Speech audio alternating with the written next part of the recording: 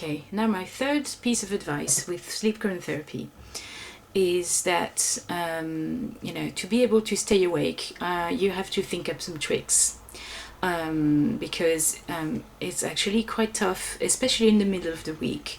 I don't know if I've told you before, but what you have to do is that you start adding 3 hours every day to your bedtime until you reach a reasonable bedtime. So say that you taken up the habit of going to bed at 2 in the morning.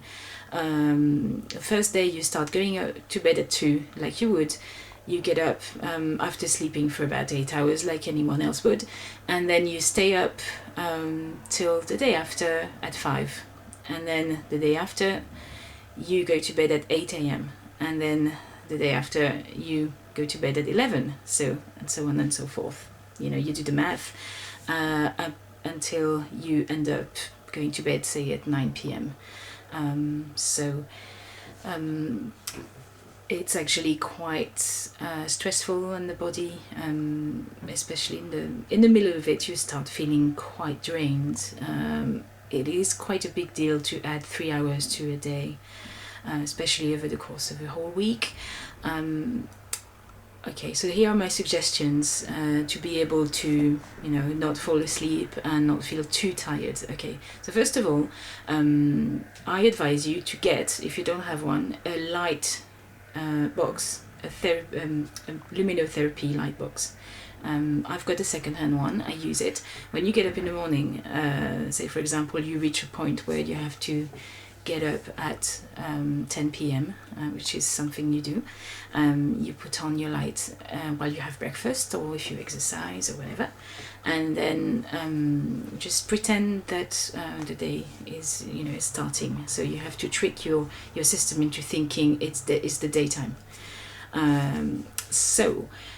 Also, what you can do, which is usually a bad thing, but in this particular case it's actually good for you, is play video games. Because the light from the screens is actually stopping you from stopping your brain from thinking you should go to bed. So play some video games, use the light therapy box, also drink some coffee, obviously, but don't be tempted to drink one at 4 p.m. or 5 because everyone else does. You're supposed to plan your day according to your own schedule, and that's very important. Basically that's it for my tips and tricks. Obviously you should think up some of your own,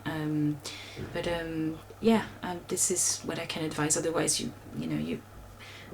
the other thing is that you should also use your will, because as with everything else, it's also about you, and eyes on the prize, and it will help you greatly. Hopefully you'll be able to go through your week of sleep chronotherapy without suffering too much.